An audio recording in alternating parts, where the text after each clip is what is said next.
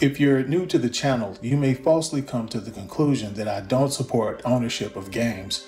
To clear that up, I'll refer back to one of my previous videos where I explain why I support subscription services today.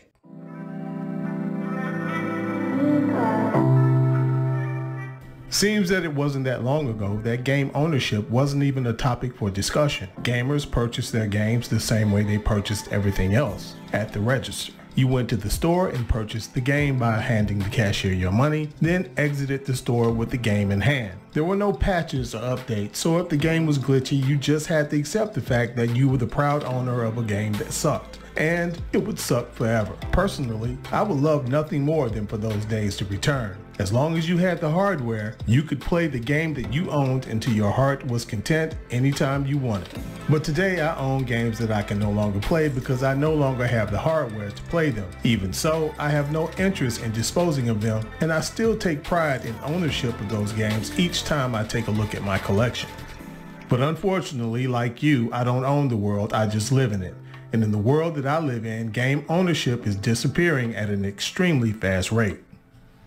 The road that led us to this unfortunate place in gaming history started with the invention of the World Wide Web, which was created by scientist Tim Berners-Lee at a government-funded lab known as CERN. With the advancement of this new technology came positives and negatives. While technological advancements could be used for the best interest of everyone, it is the priority of corporations to use such opportunities to increase profits at all costs. The rising tides isn't for all boats in their view because the only boat that matters is the one they're riding in. This is true even of technology that was created with American tax dollars. We may have paid to create the technology, but once enough donor cash is passed around in Washington, D.C., the oligarchs usually take full control of it and eventually credit for it. Sadly, this is the case with the World Wide Web. While common class people enjoy more than a few conveniences from the technology, those conveniences are usually tied to some corporation's bottom line. Because of the World Wide Web, you now have the luxury of not having to burn gas to go to Best Buys to purchase a game. From the comfort of your living room, you can purchase a game almost as fast as it takes gravity to pull your backside down into a lazy boy. In many cases, you can even start playing the game before the game is completely downloaded. But it is the corporations that obviously benefit the most. Every cost that went into getting the physical games to the stores is practically gone now. It isn't hard to imagine that in the very near future, that is if brick and mortar stores are even still allowed to sell video games, instead of selling the physical disc, the game will be supplied to the customer with a code printed out on a receipt. I have no doubt that in the very near future, the lack of game ownership will be as accepted as the lack of privacy is today. If you're as old as I am, you can easily remember when the idea of a private company being able to track you was considered Orwellian. But today, it isn't uncommon to hear someone say something like, well, if you don't have anything to hide,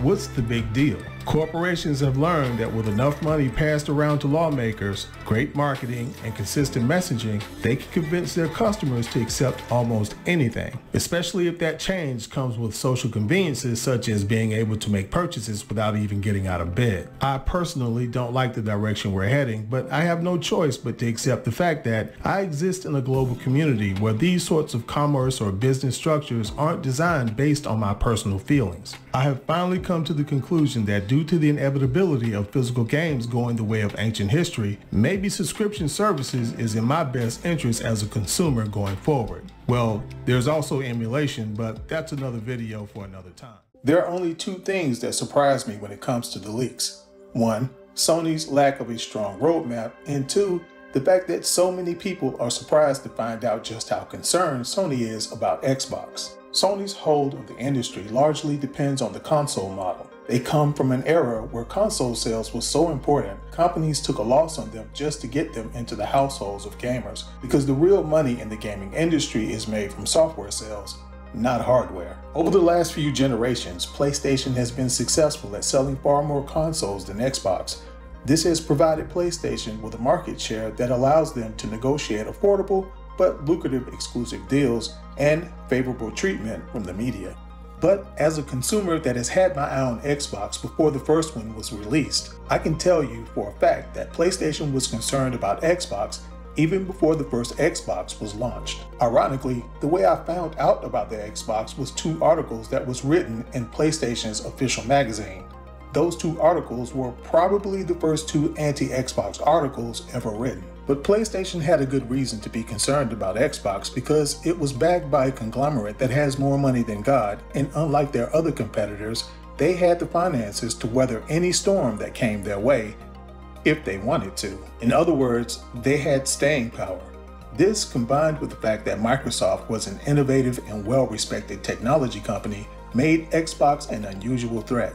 PlayStation immediately went into high gear in their attempt to set up a hostile environment in the industry for Xbox by monopolizing any third-party game that was worth having. In fact, the biggest sellers on the PlayStation was and always has been third-party games, and they spent a fortune for the marketing rights on games like Call of Duty. More on that later. Like I've said before, the first time Xbox locked down even a timed exclusive deal, PlayStation fans in the gaming media act like Phil Spencer marched into Square Enix with a military junta squad and intimidated the company into a deal. It was as if the deal wasn't negotiated by two companies agreeing to enter into a deal that was agreed upon by both parties.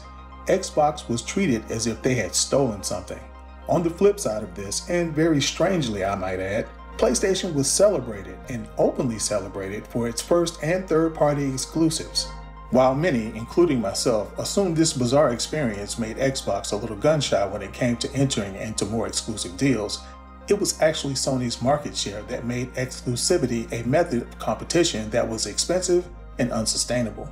PlayStation's market share afforded them the opportunity to use it like a weapon to negotiate exclusive deals that was very affordable because it was sold as an opportunity for guaranteed sales. During the console war era between Xbox and PlayStation, PlayStation reigned supreme. Almost from the start, Nintendo masterfully carved a position in the industry all its own that still allowed it to remain an industry apex predator. This decision allowed Nintendo to compete without competing, leaving Xbox and PlayStation to slug it out with each other. PlayStation dedicated itself to a strategy of using its gigantic market share to stay ahead of Xbox. PlayStation began attacking the Xbox even before the first Xbox was released in a few of their official PlayStation Magazine issues. In fact, in their August 2000 official PlayStation Magazine issue on page 30, they mentioned a rumor that Microsoft was shopping for high-tier developers even before the first Xbox was released.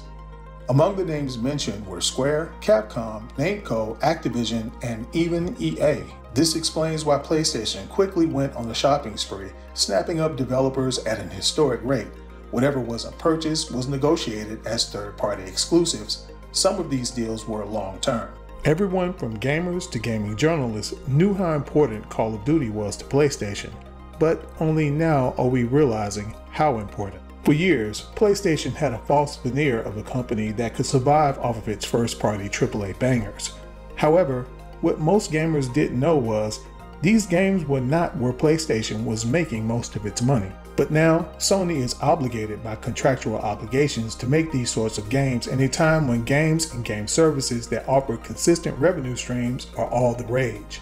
Add this to the fact that their big annual moneymaker is now owned by Xbox, a competitor that they have brutalized since they entered the market. The road ahead for PlayStation at best seems uncertain. Ultimately, it will be the AAA banger warriors who will pay the ultimate price due to their thirst for video games to look like movies, something that is definitely driving up the cost of game development.